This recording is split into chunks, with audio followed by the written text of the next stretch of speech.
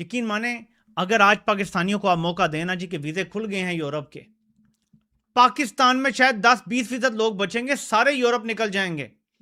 आप आज यूरोप का, अमेरिका, कनाडा, ऑस्ट्रेलिया, न्यूजीलैंड किसी जगह पर वीज़ा खोल दें, आपको पाकिस्तान खाली मिलेगा। अच्छा, दूसरी तरफ देखें आप ब्रिक्स फॉरेन मिनिस्टर्स के हवाले से, इंडिया जो है वो India was able enough to bring in तमाम ममालिक। इसके अलावा अफगानिस्तान और भारत के बीच में आज एक बहुत ही महत्वपूर्ण डील हुई और इसका सीधा असर अफगानिस्तान के बॉर्डर पे जो देश है उन पे भी होगा। उधर से अफगानिस्तान जो है, उनकी एक नेशनल स्टैंडर्ड अथॉरिटी है, उसने कहा जी कि हमने $46 मिलियन का इंडियन इंटरनेशनल कंपनी के साथ एक एग्रीमेंट किया है, जो कि एक एडवांस लेबोरेटरी कॉम्प्लेक्स बिल्ड करेंगे, जो कि इंडिया के अंदर। ISPR या डीजे बाबू जो है, उन्होंने इंडिया को धमकी दी थी कि तुम हमारा पानी बंद करोगे, हम तुम्हारी सांस बंद कर देंगे। लेकिन सवाल यह है कि धमकी के बाद आखिर हुआ क्या? तो प्लीज ये मुनाफकत ना करें। पाकिस्तान के हालात ऐसे हैं कि जो भी पाकिस्तान से जिंदा भाग के निकल आया वो बच गया, बाकी कोई नहीं बचने वाला। उन्होंने कहा जी हम नहीं अब करते, हम तुमने पानी हमने कर दिया बंद, हम अपनी मर्जी से इस्तेमाल करेंगे, तुमने करनी है जो सांस बंद वो करो, ठीक है।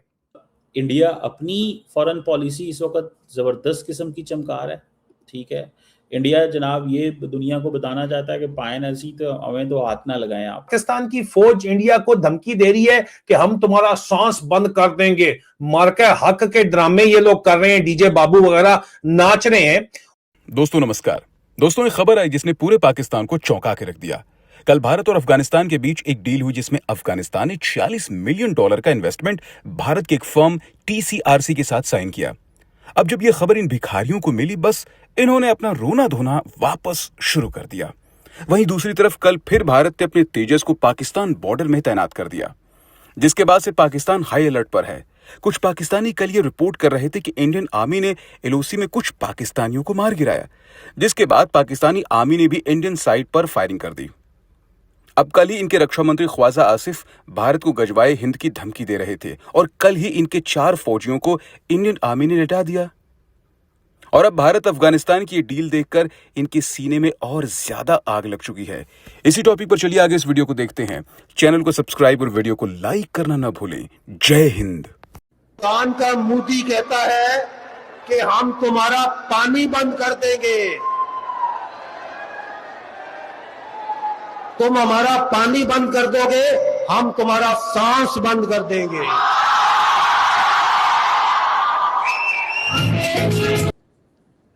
अजीज़ान मन, आपको आपके भाई आदिल राजा का सलाम पहुंचे। मैं आपको खुश आमदीद कहता हूं। सोल्जर स्पीक्स के ऊपर आज 13 मई 2026 है। पाकिस्तान के मिलिट्री स्पोक्सपर्सन DG ISPR या डीजे बाबू जो हैं, उन्होंने इंडिया को धमकी दी थी कि तुम हमारा पानी बंद करोगे, हम तुम्हारी सांस बंद कर देंगे। लेकिन सवाल यह है कि धमकी के बाद आखिर हुआ क्या? इंडिया ने इंडस वाटर ट्रीटी को जो है वो अबेंस के अंदर जो है वो डाल दिया। उन्होंने कहा जी हम बंद होगी ट्रीटी, कर दिया बंद, करके दिखाओ अभी सांस बंद तुम।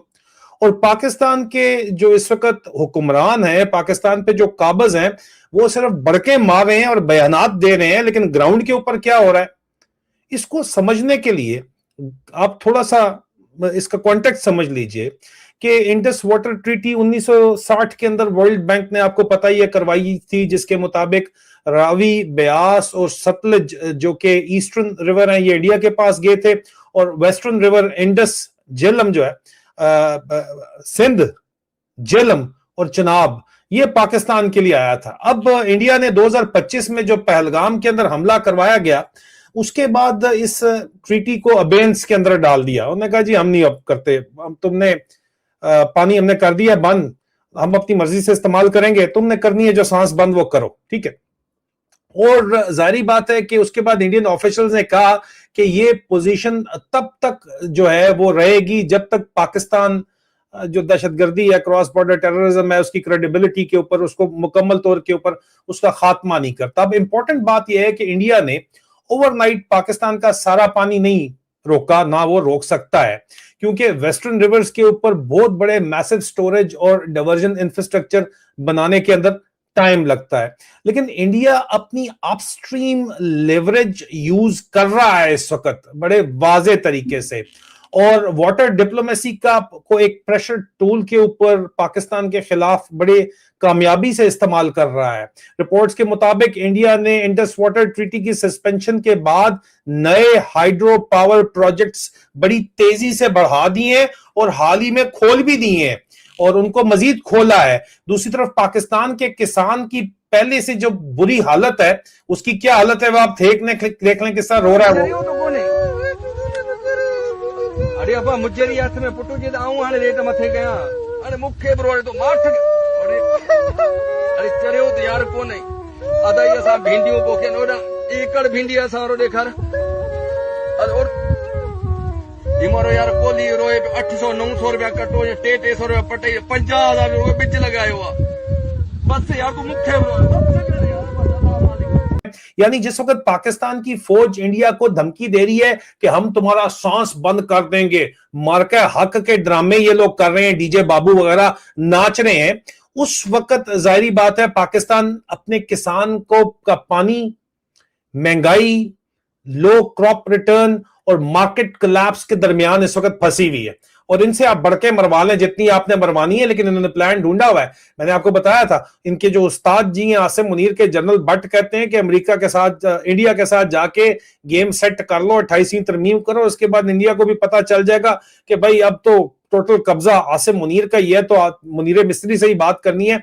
तो उसके बाद इंडिया के साथ जाके हाथ में लाओ, उनके साथ भी जाके जरा जो है वो उनको मक्खन बगन लगाओ, जाके मोदी सरकार हो या जो भी हो, क्या फर्क पड़ता है हमें, कौन सा हमने वोट लेने हैं पाकिस्तान के अंदर जो हमें कोई परवाह हो। लेकिन बहरहाल ये काम किया जा रहा है, इंडिया को धमकी दी जा रही है एक तरफ से कि हम कश्मीर में दोबारा से खोल देंगे सारा काम जो कि हमने बंद किया था, मुशर्रफ दौर में यू टर्न लिया था। धमकियां सिर्फ दी जा रही हैं, हल्का हल्का एस्केलेशन लेडर वो क्रॉस नहीं करते इस हद तक कि इंडिया रिस्पॉन्ड कर दे। दूसरी तरफ मोदी और ईरान की वॉर का एंगल भी मौजूद है। इंडिया की तरफ अगर आप देखें तो पीएम मोदी ने इंडियंस को कहा है कि आप अपने फ्यूल की बचत करें। हालांकि उनके पास तकरीबन 60 दिन का जो है वो रिजर्व मौजूद है, लेकिन वो फिर भी कह रहे हैं कि ऑयल, अपना सोना इंडिया में सबसे ज्यादा खरीदा जाता है दुनिया के अंदर। उन्होंने कहा जी सोना खरीदना बंद करो और फ्यूल खरीदो, और फ्यूल को आप जो है वो स्टोरेज कर लो, और फॉरेन ट्रैवल जो है वो उसके ऊपर हथौला रखो, और गोल्ड बाइंग के ऊपर हथौला रखो। दोनों के ऊपर अपील की है पीएम मोदी ने, एक नहीं दो दफा की है।